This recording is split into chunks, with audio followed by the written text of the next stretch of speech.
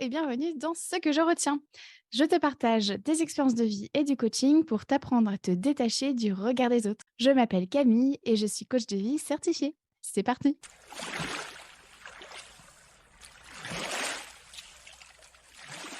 Aujourd'hui, dans ce 51e épisode, je te partage ce que je retiens de ces fêtes de famille à faire semblant de ne pas être malade pour éviter de passer pour un boulet.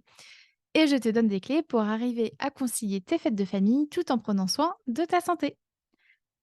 Tu le sais peut-être, je vis avec de l'endométriose et de l'adénomiose depuis 2005. Et oh, que j'en ai vécu des fêtes de fin d'année ou des réunions de famille, à stresser d'avance de devoir concilier moment en famille et maladie.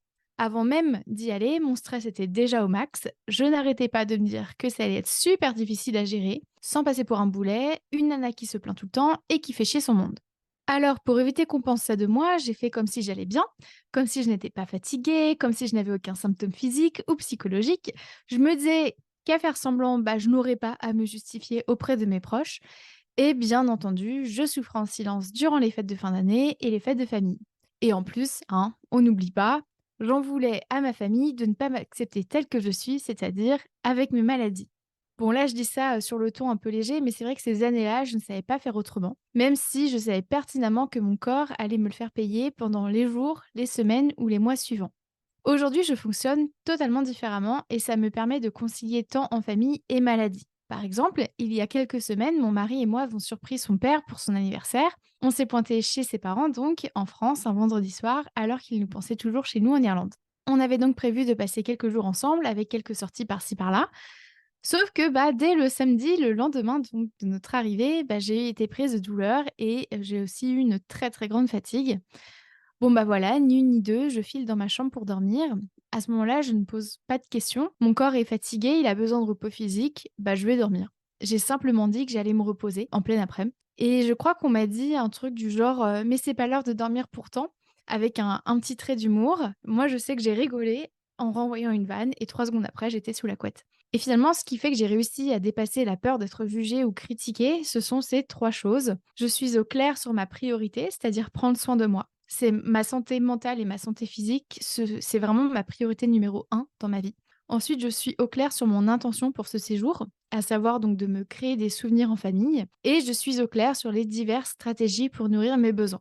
Et au final, j'ai réussi à trouver un équilibre entre moments en famille et cohabitation avec mes maladies, ce qui m'aura permis de passer de bons moments ensemble, de mieux vivre les symptômes et le contre-coup du voyage. Donc ce que je retiens de ces fêtes de famille à ignorer mes maladies pour éviter de passer pour un boulet, c'est qu'il existe mille et une stratégies pour combler un seul et même besoin. En effet, et laisse-moi t'expliquer le processus. Déjà, pourquoi est-ce qu'on ignore notre maladie quand on est en famille? Eh bien, parce qu'on a peur d'être jugé ou critiqué. Par exemple, on peut avoir peur de passer pour un boulet, une faible, une nana qui se plaint tout le temps, une nana qui fait chier son monde. Et si on creuse ce qui se cache derrière chacune de ces peurs, donc par exemple pour la peur de passer pour un boulet, ça peut être parce qu'on ne veut pas être un poids pour son entourage. Là, pour la peur de passer pour une faible, c'est peut-être parce qu'on veut être forte, montrer qu'on est capable.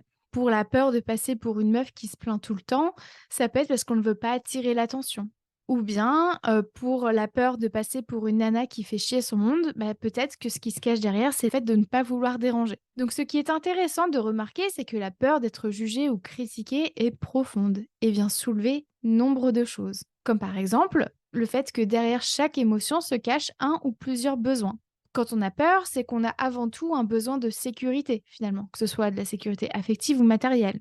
Et là, dans mon exemple, si on a peur d'être jugé ou critiqué parce qu'on a des maladies, c'est qu'on a besoin d'être rassuré sur le fait qu'on nous aime, qu'on est la bienvenue, qu'on existe, qu'on est respecté, par exemple. En bref, c'est qu'on a besoin d'être rassuré sur le fait qu'on appartient à un groupe. Ce qui ressort aussi, c'est le fait que l'intention qu'on a va déterminer notre manière ou stratégie à adopter afin de nourrir notre besoin. Et puis, ce sont nos émotions qui nous indiquent qu'on a soit un besoin nourri, soit un besoin à nourrir. Et enfin, nos émotions, elles, elles viennent de nos pensées. Et celles-ci nous sont principalement héritées de la société, comme je t'en parlais justement dans l'épisode 42, voilà, sur l'origine des pensées. Et donc, si je reprends mon exemple, celui où je suis en famille et que je suis prise de douleur, À ce moment-là, j'ai clairement besoin de m'allonger pour soulager mes symptômes, mais je n'arrive pas à partir me reposer car j'ai la croyance que dire que ça ne va pas, ça équivaut à se plaindre. C'est pour ça que j'ai peur de passer pour une nana qui se plaint tout le temps, et comme mon intention est de ne pas attirer l'attention, eh bien j'adapte une stratégie que je connais, à savoir faire semblant que je vais bien. Et donc, si on fait semblant de ne pas être malade durant les réunions familiales, c'est parce qu'on ne connaît que cette seule stratégie pour combler notre besoin d'appartenance dans cette situation. Or, on l'a vu, dans l'épisode 34, il est primordial que notre besoin d'appartenance soit rempli. C'est comme ça que l'espèce humaine a pu survivre. Mais là où ça peut devenir embêtant, c'est quand la stratégie qu'on utilise pour remplir notre besoin d'appartenance va à l'encontre des autres besoins qu'on peut avoir. Si je reprends l'exemple du début, je suis en famille et je suis prise de douleur, j'ai clairement besoin de m'allonger pour soulager mes symptômes et en même temps, j'ai forcément le besoin d'appartenance. Eh bien, mon besoin d'appartenance étant primordial pour ma survie, alors je vais le nourrir en priorité, hein, forcément, ce besoin d'appartenance. En l'occurrence, je vais me dire que je dois faire comme tout le monde, je dois suivre le rythme, je ne dois pas déranger, et c'est pour ça que je vais utiliser la stratégie du je fais comme si je n'étais pas malade. Le seul hic, c'est que j'ai aussi besoin de me reposer. Du coup, je ne peux me sentir bien ou mieux car j'oppose les deux besoins. Et en plus, je ne priorise qu'un seul de ces deux besoins. Au final, la stratégie que j'adopte est inadaptée pour répondre à mes besoins durant cette situation et à l'instant T. Et donc, ce qui va être intéressant, c'est d'apprendre à cultiver plusieurs stratégies pour combler un même besoin. Comme ça t'évitera de te sentir coincé si une stratégie n'est pas adaptée à ta situation ou à tes capacités de l'instant.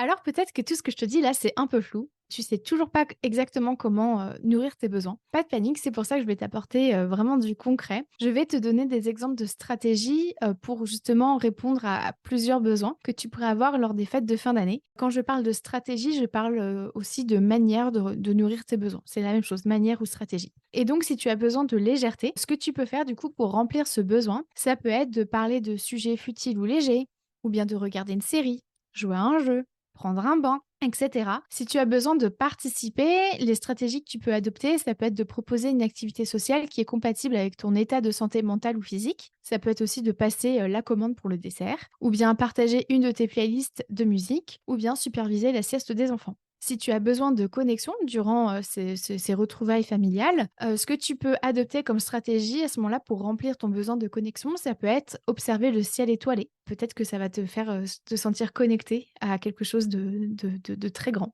Ça peut être aussi de te faire un appel avec un ou une proche, ou bien te mettre du vernis, comme ça tu te connectes à toi, ou prendre une douche, tu te connectes aussi à tes sensations corporelles. Ça peut être manger en famille, voilà, partager un repas en famille. Ça peut être faire un flot de pensée, ou bien faire une activité sociale comme un jeu de société, donner ou recevoir un câlin. Et si tu as besoin de calme, parmi les stratégies que tu peux adopter, ça peut être par exemple de méditer, faire de la sieste, faire la sieste, mettre des boules qui pour t'isoler du bruit, écouter de la musique, faire du yoga, marcher dans la nature, faire la vaisselle, lire un livre, prendre une douche. Voilà pour toutes les stratégies.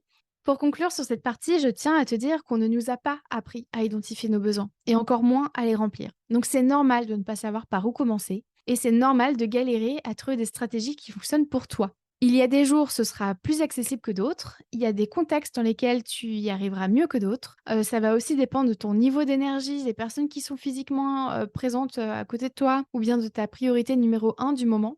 L'essentiel à savoir est que tu apprends à remplir tes besoins, et qu'il existe mille et une stratégies, mille et une manières pour le faire, et que tu as le droit de changer de stratégie aussi souvent que nécessaire. Et donc, si toi aussi tu souhaites apprendre à concilier les fêtes de famille avec ton état de santé, voici ce que je te propose. Tout d'abord, avant la fête de famille, je t'invite à clarifier ce que tu te racontes sur toi et ta maladie, c'est-à-dire quelles sont les pensées que tu as par rapport à l'image que tu renvoies. Est-ce que ces pensées sont factuellement vraies, donc c'est-à-dire démontrables dans une cour de justice? À combien de pourcents tu crois ces pensées-là? Est-ce que ces pensées, chacune de ces pensées t'est utile? Pourquoi oui, pourquoi non? Et qu'as-tu envie d'en faire? C'est-à-dire la garder, la changer et pourquoi? Ensuite, toujours dans le but de clarifier ce que tu te racontes sur toi et ta maladie, je t'invite à défusionner la maladie de qui tu es. Tu n'es pas ta maladie. Elle fait partie de ta vie, certes, mais tu es bien plus que ta maladie.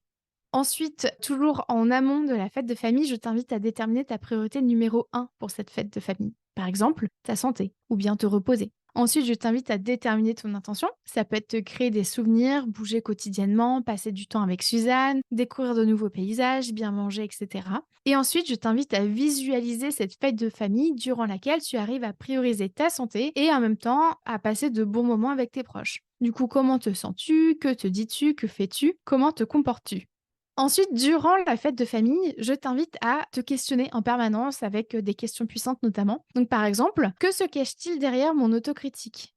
Quelle est mon intention? De quoi j'ai besoin? Donc c'est-à-dire que quand, je me dis que, je vais encore passer pour une chochotte, donc là, c'est vraiment l'autocritique qui parle, ou bien, que je suis vraiment qu'une flemmarde, quand je suis encore fatiguée après avoir fait 4 heures de sieste. Qu'est-ce que me dit mon autocritique, en fait? C'est quoi vraiment derrière? Quelle est l'intention? Est-ce que mon intention, c'est de passer inaperçu, de pas déranger, de voilà, quelle est ton intention et du coup, de quoi tu as besoin? Tu vois, dans les exemples plus hauts, je te disais, si je pense que j'ai peur de passer pour la nana qui se plaint tout le temps, mon intention derrière, c'est de ne pas attirer l'attention. Pourquoi? Parce que j'ai besoin de délicatesse et de soutien. Donc je t'invite vraiment à aller creuser en profondeur chaque pensée que tu peux avoir. Ensuite, une autre question puissante que tu peux te poser durant les fêtes de famille, une fois que tu as déterminé de quoi tu as besoin, tu peux te demander quelle stratégie puis-je utiliser pour combler mon ou mes besoins. Une autre question que tu peux te poser aussi, ça peut être en quoi prendre soin de moi maintenant est une force? En quoi prendre soin de moi maintenant est empouvoirant pour mon entourage? En quoi prendre soin de moi maintenant contribue à renforcer notre relation? En quoi prendre soin de moi maintenant est inspirant pour mon entourage? Je t'invite aussi à regarder l'orientation de ton intention.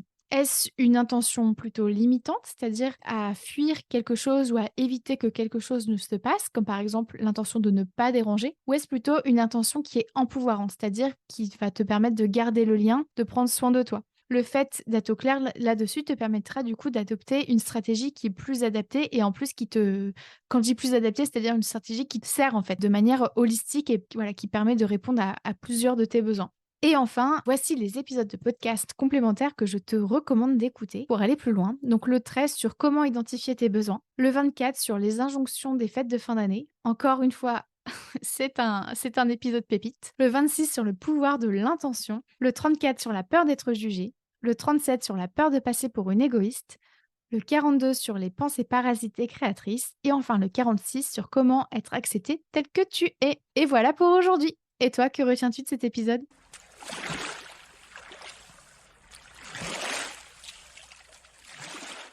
Merci à toi d'avoir écouté cet épisode jusqu'au bout. Si tu souhaites en savoir plus sur mon travail, rejoins-moi sur Instagram sur la page La Coach Camille, ainsi que sur mon site internet www.lacoachcamille.com.